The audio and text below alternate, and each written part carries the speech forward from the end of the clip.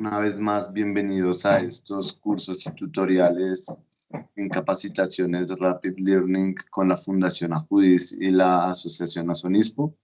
Mi nombre es Rafael Iván González Figueroa y esta vez vamos a dar inicio al curso de primeros auxilios básicos, que nos va a enseñar qué hacer en caso de una emergencia, cómo debemos actuar cuando hay un tipo de emergencia básica en nuestros hogares o en nuestros lugares educativos, centros deportivos y demás lugares públicos. Entonces vamos a dar inicio a esta gran capacitación. Muchos la habían venido solicitando. En realidad creo que es una de las más importantes capacitaciones que podemos dictar, teniendo en cuenta que es muy demasiado importante tener el conocimiento básico de los primeros auxilios. Principalmente a veces pensamos que no es tan necesario y pues en realidad cuando nos damos cuenta pueden ocurrir este tipo de accidentes y no sabemos qué hacer, amigos. Entonces, mucho gusto nuevamente que nos encontremos en estas capacitaciones. Me encanta verlos como siempre y también pues encontrar la opción de que ustedes tengan más conocimientos y de que tengamos un país más capacitado, sobre todo teniendo en cuenta que ahorita pues en las épocas del calentamiento global han venido surgiendo bastantes catástrofes naturales.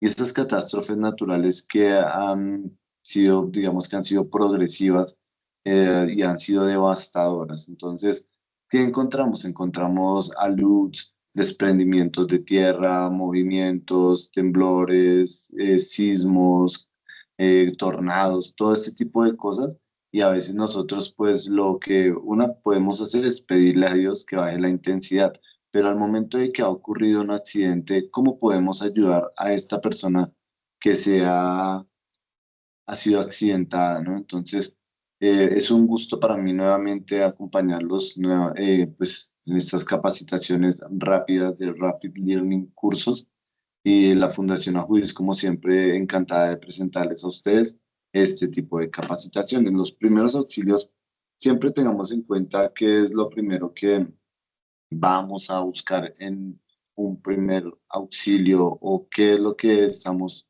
buscando. Si los objetivos generales es capacitar e instruir a la aplicación de técnicas en primeros auxilios y desarrollar habilidades y destrezas en los asistentes, optimizando las competencias del talento humano pues en la atención de víctimas.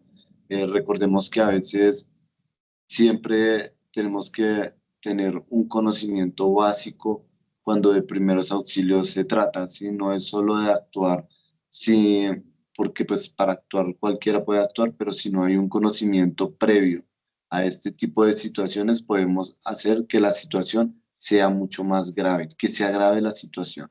Entonces, lo que no queremos es agravar la situación en la que se encuentra, en este caso, la víctima, y lo que buscamos es que la víctima pueda tener una mejor atención, ¿sí? Entonces, en esta capacitación, en las capacitaciones que ustedes puedan gozar, ver de ellas, lo importante es tomar apuntes, ver un poco más allá, ¿sí? Entonces, optimizar esas destrezas, como bien nos indican nuestros objetivos, desarrollar esas habilidades y las habilidades que en este caso es muy importante podamos también siempre encontrar una solución cuando de accidentes se trata, ¿no? Porque pues eso es lo importante, queridos amigos, buscarle una solución, una ayuda al paciente, sí, pues mantener todos la calma. Lo principal de todo esto siempre va a ser cuando vayamos a actuar es mantener la calma. Si antes de actuar yo qué hago, mantengo la calma, respiro, verifico toda la situación, qué está ocurriendo. Después de que yo verifico la situación, que eso debe ser en cuestión de segundos, porque tampoco podemos tomarnos tanto tiempo, vamos a actuar, ¿listo? Con calma y con seguridad, ¿sí? Entonces, esas son las reglas de oro que más adelante vamos a ver, la calma y la tranquilidad y la actuación, queridos amigos. Los objetivos específicos, siempre al finalizar la capacitación, los participantes deben estar en capacidad de O sea que ustedes deben tener una capacidad de definir el concepto de primeros auxilios. Sí, es un concepto básico. Creo que no debemos enfrascarnos tanto en un concepto, más bien como que debemos cada quien desarrollar dentro de nosotros un concepto básico sobre qué son los primeros auxilios. Deberemos también en este caso indicar los objetivos de los primeros auxilios, ¿sí? Para esto es muy importante siempre indicar esos objetos o los objetivos de los primeros auxilios, además de seguir las reglas ineludibles. ¿Por qué las reglas son ineludibles para la atención de una víctima? Porque las normas son para cumplirlas y han sido diseñadas mediante profesionales de la Organización Mundial de la Salud, que en este caso ya tienen un conocimiento previo y en este caso pues las normas siempre nos van a dar una forma de desarrollo más amplia. Entonces, cuando podemos seguir las normas e indicar los objetivos básicos de los primeros auxilios, muy seguramente vayamos a hacer un procedimiento efectivo. ¿Qué debemos tener en cuenta también? Proporcionar el soporte vital o el soporte básico de vida a un paciente en un accidente o una enfermedad de manifestación súbita. Hay unos tipos de enfermedades que son de manifestación súbita, como cuáles encontramos, amigos. Recordemos cuando vimos la capacitación de soporte vital básico. Entonces, allá los paros cardiorrespiratorios son una forma de enfermedades súbitas, ¿sí? Que son en este caso, se pueden presentar en cualquier momento, ¿no? Una persona que sufra un paro cardiorrespiratorio, que tenga una baja de azúcar, ¿sí? Que sea un paciente diabético, o en este caso que tenga una tensión o tenga problemas cardiovasculares, son muy propensos a tener este tipo de enfermedades súbitas. Pero cuando hablamos de un accidente es algo inesperado. Si un accidente es algo que puede ocurrir en cualquier situación, ya sea laboral, casera, doméstica, sí, entonces en cualquier momento nos puede ocurrir y eso es lo que tenemos que tener muy claro, amigos. Entonces, ¿cómo vamos a manejar este tipo de situaciones cuando son accidentes o enfermedades súbitas? Cuando hay accidentes se puede presentar un mayor riesgo, ya sea de accidentabilidad en sangrados, en fracturas, en exposición de órganos, de tejidos. Por eso vamos a aprender entonces también cómo manejar los accidentes por enfermedades súbitas y cómo manejarlos en caso de accidentes, pues, accidentes ya sea en casa, como les decía, en el espacio público, espacios educativos, etcétera. Hay unos conceptos y unas definiciones y son los aspectos generales, como lo hemos venido pues observando, ¿no? Los aspectos generales en este caso pueden ser los primeros auxilios, ¿sí? Que son los conceptos y las definiciones, ¿sí? Como cuáles. Entonces, en este caso, tener muy claro qué es un soporte vital básico, qué es una fractura, qué es una diarrea, qué es una fiebre alta, cómo manejar los signos vitales, cómo manejar un atragantamiento de una persona que esté en muchos casos y muy común, amigos, que las personas tomen pues estén comiendo, por ejemplo, un caldo de pollo eh, y la pechuga tenga un hueso y ese hueso pueda atragantarse en la vía aérea. Entonces, dentro de esto, esos aspectos generales nos enseñan cómo manipular este tipo de atragantamiento y cómo manejarnos en caso de una fractura o entonces en caso de una exposición de órganos.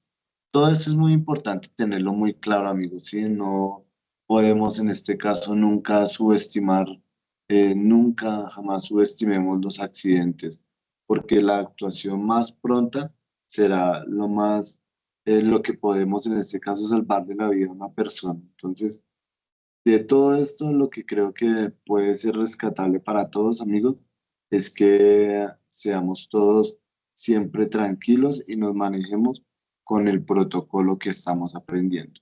Eso de los conceptos y las definiciones y los aspectos generales, ¿sí? Los primeros auxilios tienen unos aspectos generales, que son los que acabamos de nombrar.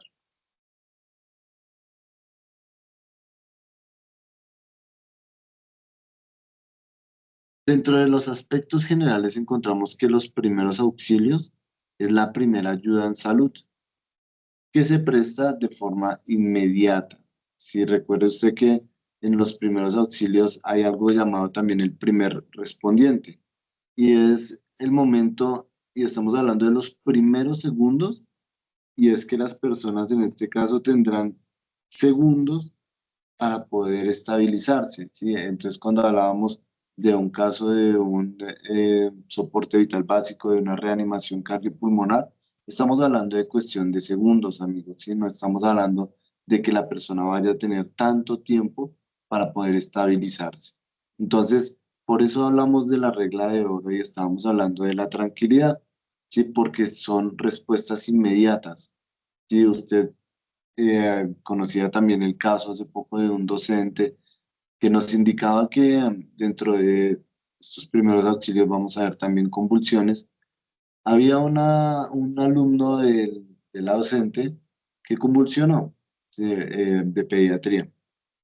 Entonces, cuando convulsionó, pues la docente sintió nervios. Creo que es normal que todas las personas podamos sentir nervios en algún momento. Es común, ¿sí? Pero ¿qué debemos tener en cuenta, amigos? Cuando sintamos o sentimos nervios o sentimos que nos quedamos paralizados, respiremos profundamente y acordémonos de lo que vimos en las capacitaciones. Entonces me contaba la docente en esa capacitación que ella había entrado en estado de shock. Y es común, ¿verdad? Entonces, para que eso pues, no nos ocurra tan frecuente, es importante también leer constantemente y practicar.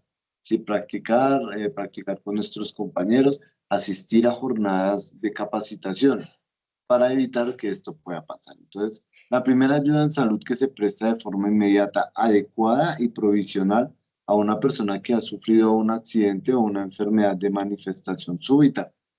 Hace un momento hablábamos de las enfermedades súbitas, manifestación súbita o accidentes que también pueden ser de manifestación súbita. Todos los accidentes son considerados como manifestación súbita.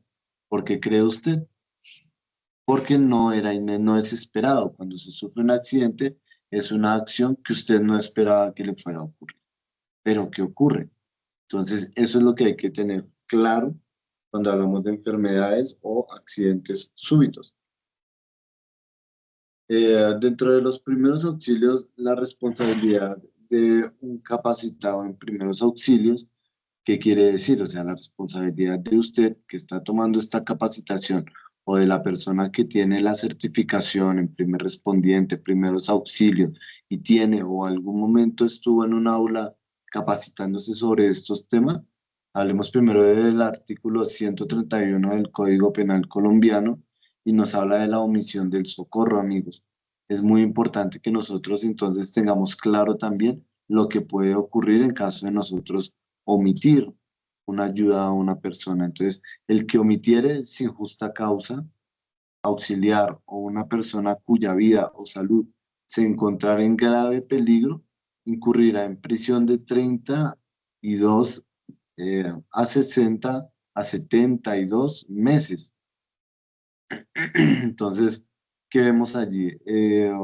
Primero que todo, muy importante, porque cuando nosotros nos comprometemos a salvar vidas, nos comprometemos a estudiar, a tomar las capacitaciones, ahí ya estamos, mejor dicho, adquiriendo, pues optimizando nuestros conocimientos y aparte de todo también estamos adquiriendo una certificación que lo que quiere decir es que nos estamos empleando, pues capacitando para pues estas acciones, ¿no? Pero resulta que si nosotros omitimos, por alguna razón, no queremos ayudar a una persona o tomamos la decisión de no generar nuestros aportes en salud, recuerde usted que puede estar incurriendo en una pena, pues inclusive de carcelación, ¿sí? Entonces, pues creo que nadie aquí quiere pues estar en una cárcel por algo que usted no ha hecho. Sí, pues usted como tal no ha cumplido o no ha tenido, no cometió ningún delito, pero desgraciadamente la ley procesa a las personas que no ayudan a una persona que está, en este caso, en una grave situación de muerte. Por eso es mejor, pues, siempre prestar los auxilios, además que como seres humanos tenemos que también colaborar y pues esto, para eso estamos, ¿no? Las personas que estudiamos en salud nos estamos capacitando constantemente, es para ayudar a los demás. Es como decir, eso aparte de que sea un trabajo que vaya a ser remunerado económicamente, también es remunerado respecto a la vida, ¿sí? Porque usted cuando usted presta estos servicios de vida, muy seguramente usted está ayudando también a la comunidad, está haciendo un servicio comunitario. Por eso es muy importante que no solo lo veamos desde el ámbito o el punto de donde podamos ganar dinero, que sea económico, sí, sino también desde un punto de ayuda humanitario, ¿vale? Entonces, eso es como una reflexión, es una reflexión que se le puede dejar también a todos los que siempre, pues son personas que no son tan humanas, porque pues hay personas que tienen más como sangre fría, ¿verdad? Entonces, esas personas, es importante que usemos la humanización de los servicios de la salud y eso es una capacitación que veremos más adelante, ¿sí? La humanización de los servicios de la salud siempre nos va a indicar cómo aprender a manejar los tipos de situaciones con el paciente. Hay pacientes que a veces son más complicados, sí, pero no por eso, porque sean un poquitico más complicados, quiere decir que vayamos a hacer un trato, ni mucho menos, ¿no? Entonces, siempre bajo toda la responsabilidad con los pacientes y la humanización, amigos. La humanización es muy importante. Entonces, el incumplimiento de los deberes puede hacer que el capacitado incurra en lo siguiente, amigos. Entonces, ¿en qué puede incurrir? Entonces, ¿qué puede? Aspectos médicos legales en los primeros auxilios. Cuando hablamos de que esa persona puede incurrir en unas faltas graves, es primero legalmente en la imprudencia. Sí, la imprudencia puede ser, digamos, cuando usted primero no ayuda a la persona, segundo, estando junto a la persona, no toma decisión de actuar, es imprudente, sí, bastante imprudente. La impericia pues es ejemplo, una persona que no tiene como esa humanidad de apoyar y más en una situación de estas que es tan importante, ¿no? Para la vida de la persona o de la víctima. La negligencia, ¿sí? La negligencia, pues, ¿qué más tener en cuenta que una persona es negligente en el momento de que no está actuando adecuadamente? ¿Sí? Porque en este caso la persona no actúa adecuadamente. Permítame un segundo, vamos a verificar el sonido.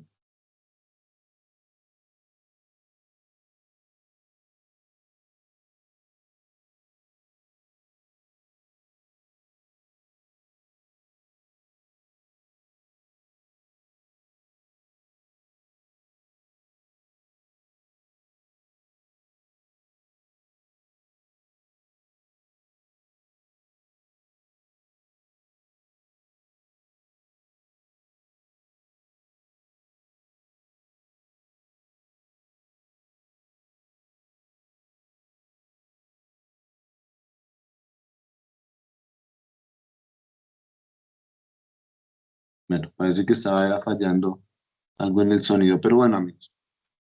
Esa negligencia es nada más y nada menos que tener el conocimiento y no aportar. Y usted cuando no aporta al apoyo de la comunidad, entonces prácticamente teniendo el conocimiento es como si fuera algo maldadoso, ¿sí? Y cuando hablamos de abandono, usted está abandonando en este caso una, una circunstancia que es muy importante porque abandonar a una persona que esté en una causal de muerte y usted no actuar, es un delito. Sí, es un delito completamente, es abandono de un paciente o de una vida, ¿sí? Entonces no lo tomemos tanto en el ámbito de que pues es abandono y no va a pasar nada o no hay una causal. Claro que la hay. Sí, estamos hablando de aspectos penales que pueden llevarlo a usted, como bien lo dice el artículo, a pagar una pena o una condena por usted omitir, abandonar y ser imprudente, negligente. Entonces, eso es lo que hablamos cuando hablamos de primeros auxilios, ¿sí? No ser imprudente, no ser negligente, y lo que necesitamos es gente que se mueva, que actúe, que utilice las normas de oro. Bueno, ¿cuáles son los derechos del paciente? ¿Ustedes cuáles se imaginarían que son? Los derechos del paciente, todo paciente tiene un derecho, como tiene también unos deberes, claro está. Los derechos son universales, ¿sí? Entonces, primero, ¿qué derechos tiene un paciente? A solicitar y recibir la atención primaria. ¿Sí? Entonces, la atención primaria es que se atienda inmediatamente la urgencia, la emergencia o la enfermedad o patología. Segundo, tiene derecho también a exigir el secreto sobre su condición y tratamiento recibido. El paciente tiene total derecho a que su condición y tratamiento sea discreto, sea secreto. No puede ser ventilado si él no desea que sea ventilado con otras personas. Esto recuerden ustedes, amigos, puede ser también una causal de negligencia y sobre todo de un problema que puede ser muy grave. Si incurrir en esta pena de divulgar la salud o el estado de un paciente nos puede llevar también a una condena de pena y sobre todo pues no está bien visto dentro del ámbito de profesionales de la salud que debemos cumplir a cabalidad este tipo de requisitos. No todo el mundo está interesado en que sepan sobre su estado físico y de salud. A nadie, creo que la mayoría de personas les interesa que tengan conocimiento sobre su estado de salud. Bueno, denunciar o demandar es un derecho del paciente, ¿sí? Cuando hay un maltrato, cuando hay un mal procedimiento, cuando la persona es completamente maltratada. Entonces, en este caso, tiene derecho a denunciar o a demandar y es libre también. Entonces, la denuncia o la demanda es una de las opciones más, eh, pues digamos que más importantes que tiene el paciente cuando siente que se han vulnerado sus derechos. A veces, inclusive, las personas también, cuando se les realiza una mala praxis, tienen también o las personas están siendo maltratadas, tienen también la opción de pasar una PQRS. Y las PQRS o también los derechos de petición también son muy importantes, amigos. ¿Por qué? Porque en este caso, pues lo que nos demarcan es que ha habido un mal procedimiento. Rechazar la ayuda también o la atención primaria, en este caso es muy importante también, ¿sí? Entonces, cuando se rechaza la ayuda o la atención primaria, es una opción, ¿sí? No todo el mundo está obligado también a recibir una atención que no desea, pues, recibir, y mucho menos si considera que el profesional de la salud no hace su procedimiento, pues, digamos, con el carisma que debe realizarlo, y usted puede solicitarlo también que lo realice otro profesional de la salud. No tiene que ser obligatoriamente ese profesional de la salud. Puede usted solicitar que lo haga otra persona. Y eso es muy importante, amigos, tener claro también que hay unos derechos y unos deberes. En eso en este punto me parece muy importante cuando se rechaza la ayuda o la atención primaria, porque a veces hay personas que no hacen su procedimiento adecuadamente o muy seguramente estén de mal genio, muy seguramente no estén, digamos, haciendo el procedimiento con el amor y el carisma que merecen las personas. Entonces es completamente viable, me parece que es viable que las personas que no quieran recibir un servicio de una persona o de un profesional de la salud no estén obligados. Me parece que es viable. Bueno, pero hay unos sistemas de emergencias médicos, ¿no? Y hemos encontrado en nuestras capacitaciones los sistemas de emergencias médicos y es que hay una cadena de recursos y servicios y estos están unidos en una red para prestar asistencia continua a una víctima. Sí, en el lugar del incidente y hasta la llegada a un centro asistencial. Entonces, dentro de la cadena de recursos y servicios, si son unidos en una red, ¿qué nos hace, pues, o qué entendemos por esto? ¿Sí? Lo primero hay que tener claro que la cadena de recursos y de servicios es la red hospitalaria y pues en este país la ley 100 de 1993 indica o faculta a las IPS o a las EPS. ¿Sí?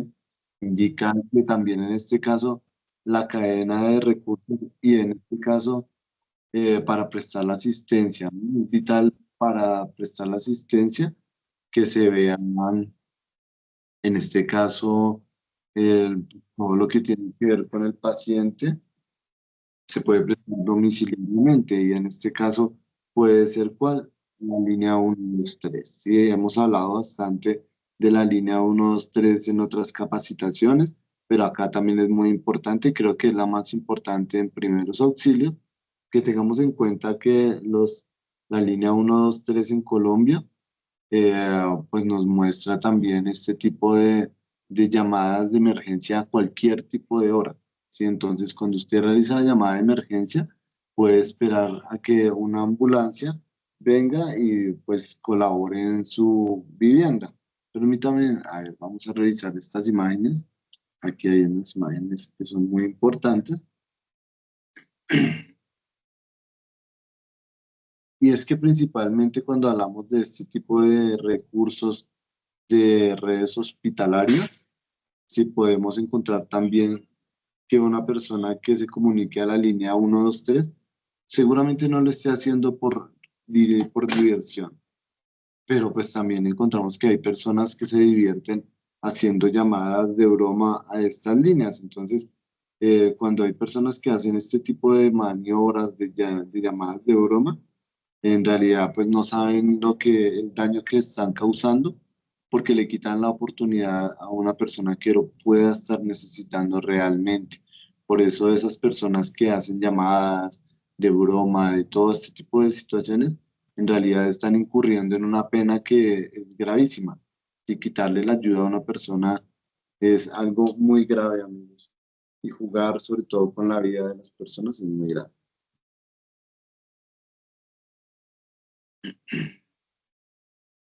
Bueno, el objetivo de los primeros auxilios es puntualmente salvar la vida, salvaguardar y conservar la vida, ¿sí?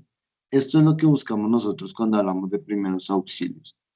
Salvar y conservar la vida, evitar complicaciones físicas y psicológicas y asegurar un traslado seguro, ¿sí? Pero cuando hablamos de salvaguardar y conservar la vida, ¿qué creen ustedes de qué estamos hablando? Estamos hablando de que todas las personas tenemos el derecho a la vida, ¿verdad? Entonces, cuando salvamos y conservamos la vida, es que una persona puede estar accidentada o puede haber tenido una enfermedad súbita de las cuales hemos venido hablando en la capacitación y nosotros como profesionales de la salud podamos brindarles este apoyo. Entonces, cuando les brindamos este apoyo de salvaguardar y conservamos su vida, seguramente vamos a llegar a un punto, un acuerdo de que esa persona nos entrega a nosotros su vida y nosotros vamos a corresponder de una buena manera adecuada. ¿Cómo?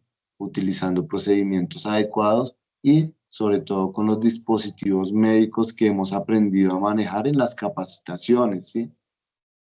Evitar las complicaciones fisiológicas y psicológicas.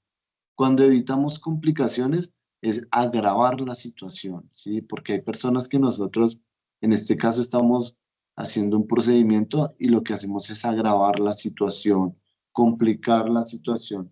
Bueno, permítame un segundo, vamos a buscar una imagen que me parece muy interesante.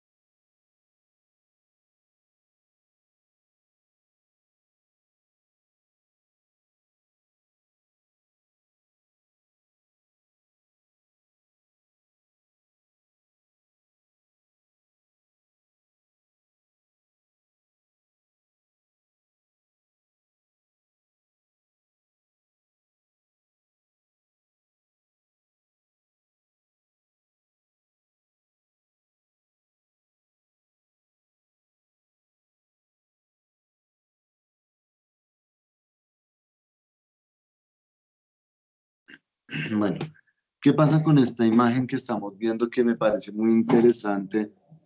Y nuevamente les digo, cuando hagamos un procedimiento evitemos revictimizar a la persona, ¿sí? ¿Qué es revictimizar?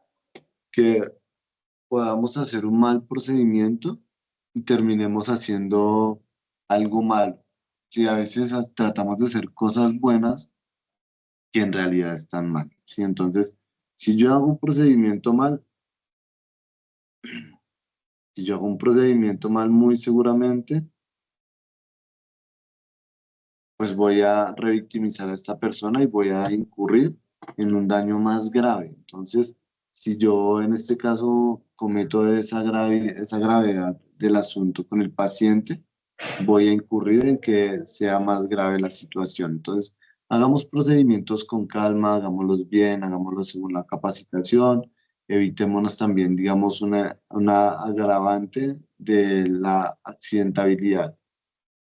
Por último, aseguraremos el traslado. Entonces, cuando ya llegó la ambulancia, cuando ya en este caso tenemos nuestro paciente bien inmovilizado o lo tenemos adecuadamente sobre la camilla, podemos hacer un traslado adecuado, ¿sí?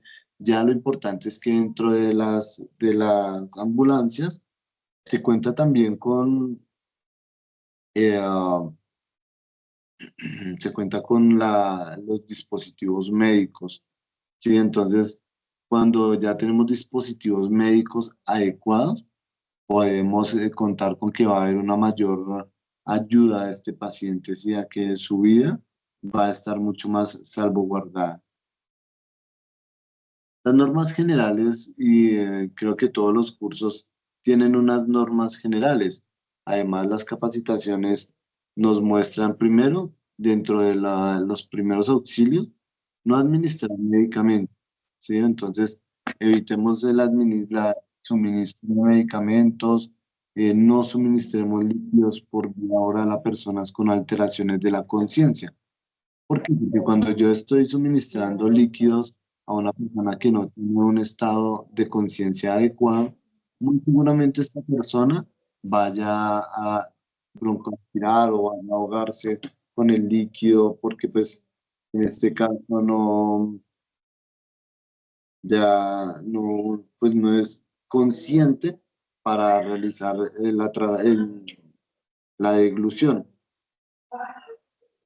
Entonces, por eso no es tan viable que podamos hacer un suministro de líquidos, de medicamentos. Tampoco hay que suministrar licor, en ningún caso suministrar licor. Y sobre todo también no haga comentarios sobre el estado del paciente lesionado. ¿Por qué? Porque a veces las lesiones, cuando hablamos de las lesiones y nosotros empezamos a hablar sobre el paciente, que, uy, mire usted cómo el paciente quedó, mírelo cómo quedó, mire el accidente, mire el brazo, mire la pierna, ¿sí? Todo este tipo de malos comentarios, lo que hacen es agravar el estado mental, psicológico del paciente. Entonces, si yo empiezo a hablar cosas que no son, pues, ¿cómo se va a sentir nuestro paciente, verdad? Por eso es muy importante, mis queridos amigos, que seamos cautelosos, ¿sí? Evitar hacer comentarios será lo más importante, no hacer comentarios sobre nuestros pacientes. Las reglas ineludibles, ¿sí? Porque como todo, siempre hay unas reglas ineludibles para la aplicación de los primeros auxilios. Entonces, esas reglas son las que vamos a cumplir a cabalidad, que son las siguientes. Vamos a tener mucha precaución con las reglas. Primero, conservar la calma. Recuerden que estábamos hablando de ello, que es la regla de oro, la más importante. La evaluación global, ¿sí? ¿Qué pasó? ¿Qué pasa? ¿Qué hacer? ¿Qué pasó en la circunstancia del accidente? ¿Qué pasa? ¿Qué está pasando con el paciente? ¿Y qué hacer? ¿Qué vamos a hacer en este caso? Entonces, siempre tener claras las reglas de oro y las reglas ineludibles. Con mucha precaución, amigos. Es mejor mantener la calma y respirar profundo para poder actuar. Los procedimientos de atención, siempre que hablemos de procedimientos de atención, primero que todo, ¿qué hacer en caso de, ¿sí? Entonces, en caso de fractura, esguince o luxación. Lo que hay que tener en cuenta es que las fracturas pueden ser abiertas o cerradas. Entonces, cuando hay una fractura abierta, entonces encontramos que es cuando el hueso o el miembro hace exposición cortando los tejidos de la piel. Sí, cuando hace este tipo de cortaduras y sobrepasan las capas de la piel, estamos hablando de una fractura abierta, ¿sí? Donde hay sangre, cortaduras con el hueso y podemos evidenciar que está fuera de la piel. Cuando hay una fractura cerrada, estamos hablando de cuando no hay exposición como tal del miembro del hueso, no hay sangrado y lo que vemos es que hay una fractura y evidentemente se puede evidenciar que el miembro se ha fracturado.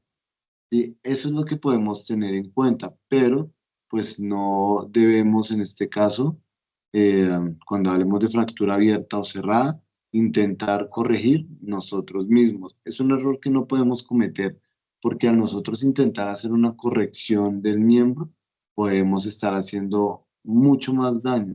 Puede ser mucho más grave el daño que estemos causando. Por eso, entonces, evitemos, amigos, hacer ese tipo de correcciones pues, sobre todo si usted no es un ortopedista, porque estos procedimientos se hacen es quirúrgicamente en un área hospitalaria.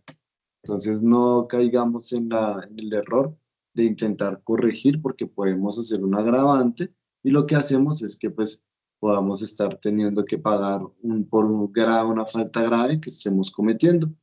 Para las fracturas cerradas, estamos viendo en la imagen que esto se llama más bien para que ustedes vean, estamos acá viendo las inmovilizaciones, lo que se conoce también como entablillar, ¿sí? Entonces, cuando entablillamos un miembro, como se ve aquí, ¿sí? Entonces ahí estamos viendo bien en la imagen. Esos son eso es entablillar o inmovilizar un miembro. Entonces acá vemos inmovilización con de miembro superior derecho, de mano, ¿sí? Entonces depende del área y se puede utilizar con un trozo de cartón y con unos cordones adecuadamente, pero pues esto recordemos que esa es una capacitación que debemos primero recibir y pues debido a esta capacitación podemos actuar, ¿sí? No podemos actuar si no tenemos la capacitación, si no contamos con los dispositivos adecuados, porque nuevamente podemos estar incurriendo en una falla grave. Pero bueno, ¿qué hacer en caso de una herida? Es muy común, ¿verdad? Es muy común estar cortando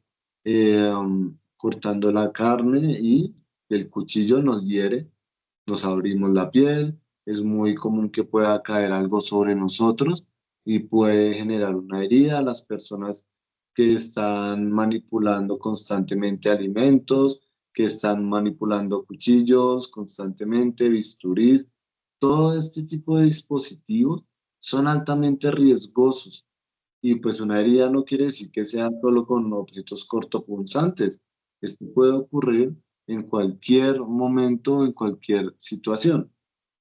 Entonces, podemos encontrar que las heridas sean también un, pues es uno de los mayores factores también de virus, si son focos de virus y bacterias que pueden ser altamente infecciosos y después de allí se puede desprender un problema mucho más grave, sobre todo cuando hablamos de pacientes con diabetes, con algunas patologías de base, como es la diabetes, claramente está que es una de las más difíciles cuando de heridas se trata, porque pues sanar una herida para una persona diabética puede llevarlo inclusive a la muerte o a la amputación del miembro. Entonces, primero, pues hacer una adecuada higiene, una limpieza que sea ya sea con clorexidina o jabón quirúrgico. Sí, si vamos a hacer una limpieza de una herida, hagámosla con bastante quirúrgico, jabón quirúrgico, y si vemos que la herida tiene algo que esté incrustado, puede que haya sido o algo que se incrustó como haciendo un objeto cortopunzante, lo mejor es que no lo retiremos y que más bien vayamos directamente al hospital para que ellos hagan el procedimiento de retirar el dispositivo. ¿Por qué? Porque a la salida de retirar el dispositivo podemos hacer un daño mucho más grave. Entonces, por favor, tengan mucho cuidado con eso. ¿Y qué hacer en caso de hemorragias, amigos? Cuando se presenta la hemorragia por un golpe, por una herida, ya sea una cortadura capilar, venosa o arterial. Entonces, si es capilar, podríamos hacer una curación mucho más básica, donde utilicemos algunas gasas, alguno jabón quirúrgico, un esparadrapo, una fijación. Cuando es venosa, se puede hacer una obstrucción también y hacer un apósito, eh, pero pues cuando estamos hablando ya de una arterial, cuando es, digamos, un dispositivo como un catéter central, hay que hacer un vendaje compresivo y inmediatamente correr también al médico si hay que hacer sutura o porque si hay que hacer sutura hay que tomar puntos y eso será muy importante para pues, una mejoría de esa herida. Por eso es muy importante también siempre contar en los primeros auxilios con un buen botiquín en la casa, amigos. Y cuando tenemos un buen botiquín en casa, podemos hacer una buena curación y manipular adecuadamente las heridas. Pero bueno, ¿qué hacer en caso de una quemadura? ¿Sí? Entonces, ¿qué tenemos que hacer cuando hay una quemadura? Si es de primer grado, que puede ser por exposición al sol, ¿sí? Entonces, bastante agua hidratante, hidratarnos con abundante líquido, sueros o sales minerales y si es necesario, algo de tópicos con zinc que pues permiten para la recuperación de la piel, en este caso de quemaduras de primer grado. Cuando hay un segundo grado, estamos viendo ya los fliptenas, que son las ampollas que se forman cuando hay una herida de segundo grado y estas es mejor no oprimirlas. ¿Por qué? Porque podemos generar una quemadura mucho más grave. Entonces, tengamos mucha precaución con este tipo de quemaduras. Las quemaduras de tercer grado es inmediatamente una exposición a los órganos vitales y tenemos que ir directamente a donde el médico. No lo duden ni un segundo. ¿Por qué? Porque entre más tiempo pase, podemos estar causando un peor daño y tampoco juguemos una herida con donde haya un chorro o una exposición de agua directa, porque puede hacer peor la herida. ¿Listo? Entonces, muy pendiente con ese tipo de manejo de las heridas o las quemaduras. Y qué hacer también en el caso de una picadura o de una salpicadura de agentes químicos. Sí, porque cuando las personas trabajan, en este caso, con agentes químicos como la soda cáustica, como el azufre, como la creolina, todo este tipo de agentes químicos pueden hacer que haya un mayor riesgo, pues inclusive para las personas que les salpiquen los ojos, pueden generar una pérdida de la visión temporal o permanente. Por eso en este caso es muy importante, amigos, tener esa claridad de que debemos abundante agua, ¿sí? Bastante agua porque es muy importante que esos químicos puedan abandonar nuestros, pues en ese caso, vías oculares o en la vía tópica que es la piel, ¿sí? Retirarla con bastante agua. Si es necesario y hay prendas y hay una gente que cayó sobre la prenda, retirarla inmediatamente, cortar con unas tijeras y retirar de la piel porque esos agentes químicos están haciendo una peor causa sobre la piel. Entonces, por eso es muy importante. ¿Y qué hacer también, sobre todo en caso de atragantamiento? Nos dice los primeros auxilios.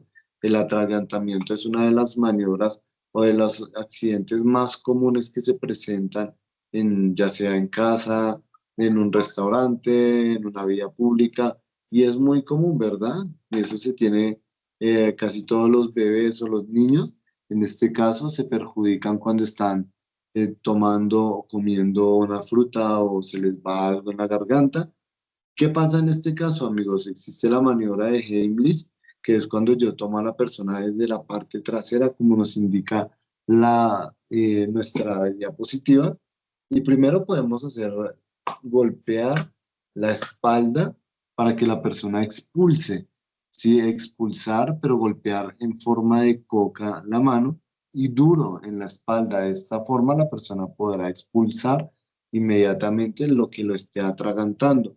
Y si ya vemos que con esta maniobra no fue funcional, podemos hacer la maniobra de Géminis cuando encruzamos nuestras manos, nuestros dedos, abrazamos a la persona y desde atrás haciendo presión, hacemos que expulse pues el dispositivo o lo que lo esté atragantando. La maniobra de Heimlich es muy importante que todos la practiquemos porque en cualquier momento esto se puede presentar.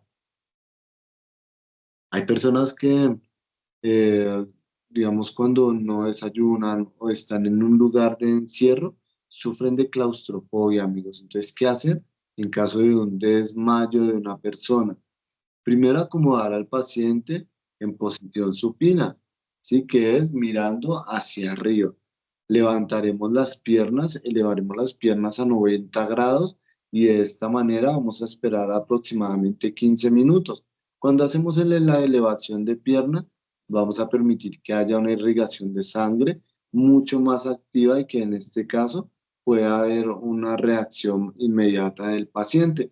De lo contrario, también podemos tomar una torunda de alcohol y sobre la nariz permitir que olfatee el alcohol. ¿Sí? Eso va a hacer que nuevamente estos inhibidores hagan que el cerebro reaccione y nuevamente retome pues, su actividad neurológica. ¿Qué debo hacer yo? Primero, asegurar el área. Según, pues primero yo verifico que esté presente las personas, pedirles que abran el área y el paciente se pueda oxigenar.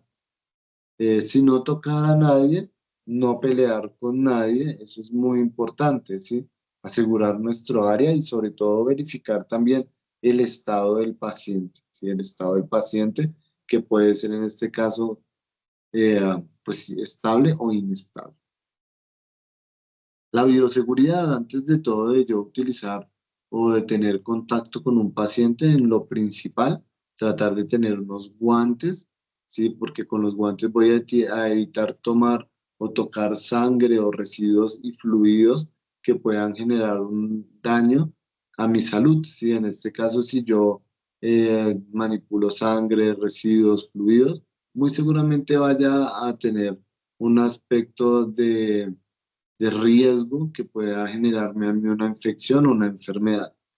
Las gafas de seguridad, pues muy importante cuando veamos este tipo de riesgos, si tenemos nuestras monogafas, utilizarlas ya que hay residuos también y salpicaduras de aerosoles, ¿sí? Entonces las personas cuando estornudan, tosen o en este caso nos hablan muy de cerca, pueden tener también alguna patología de base que pueda ser transmitida mediante aerosoles. Sobre todo, pues lo más importante, y creo que en la pandemia nos enseñó que se volvió el implemento más importante, y son los tapabocas, ¿sí? Los tapabocas son los implementos que son como ineludibles. Ese es el implemento que no nos puede faltar en ningún procedimiento, los tapabocas. Entonces, muy importante mantener el tapabocas, ¿listo? Verifiquemos siempre el estado de conciencia del paciente. Cuando verificamos el estado de conciencia del paciente, tenemos que hacerlo de ciertas formas y ciertas maniobras. Primero, verificar que esté alerta, ¿sí? Si está alerta el paciente, ¿cómo hago yo para saberlo? Yo le pregunto, señor, señora, ¿usted me escucha? Y él reaccionará y de esta manera verificaremos si está alerta. Su respuesta verbal, ¿sí? Entonces, cuando hablamos en la respuesta verbal es cuando yo le pregunto y la persona me va a responder, ¿listo? Entonces, el dolor, si tiene mucho dolor, muy seguramente esta persona vaya a responder con una respuesta dolorosa. Y si está inconsciente, pues no nos va a dar ninguna respuesta, ¿claro? Permítame un segundo, verifico aquí.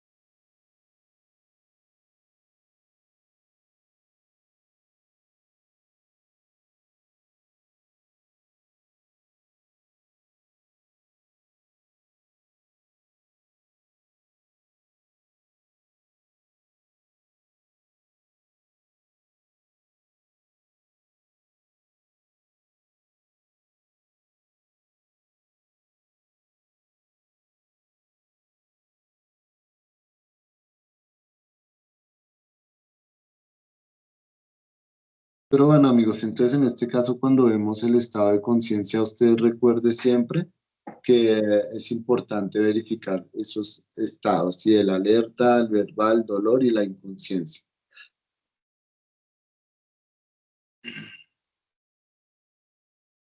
Bueno, la valoración primaria es lo más importante también porque ahí es donde sabemos qué estado se encuentra este paciente.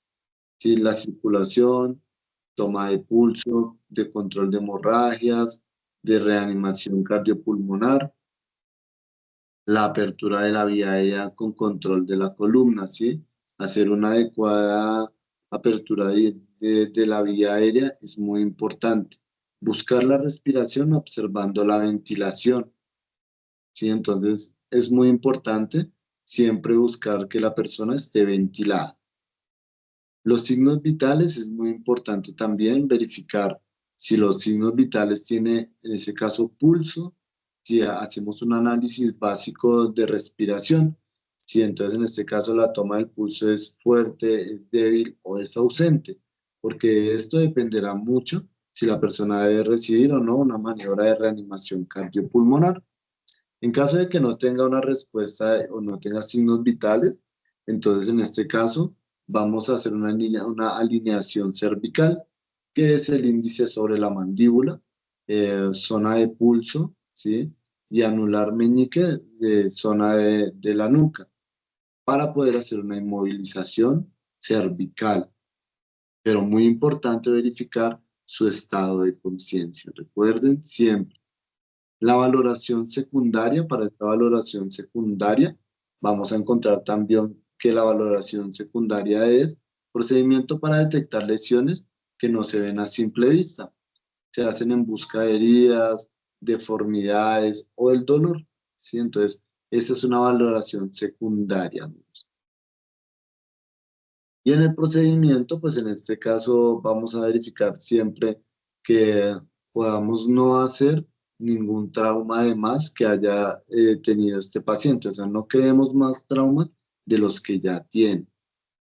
Los tips: tener en cuenta la rotación en la alineación cervical, considerar posible tipo de priapismo, formarse y certificarse según las normas legales, ¿no? Entonces es muy importante poder contar con esta capacitación y mantener elementos para la atención de emergencias, o sea, mantener nuestros elementos. Realizar simulacros, muy importante que estemos participando, que estemos siempre activos, sobre todo tener nuestro botiquín actualizado, ¿sí? Que tenga medicamentos, que contenga gasas, alcohol, una toalla higiénica, un encendedor, un pito, contener esparadrapo, fijación, Fixomul. Todo esto es muy importante, mis queridos amigos. Dentro de esta capacitación de primeros auxilios básicos, recuerden ustedes que debemos sobresalir en las reglas de oro, tener una capacitación adecuada, no cometer errores y sobre todo actuar, pero sin nerviosismo. Actuemos como debe ser y como lo indica la norma. Nuevamente, Rafael Iván González Figueroa, que nos acompañó en esta capacitación. Muchas gracias a ustedes por estar aquí con nosotros. Sigan esta capacitación en nuestros canales, en Ajudis, Asonispo, y Rafael Iván González, que nos acompaña. Muchas gracias. Nos vemos en una próxima capacitación.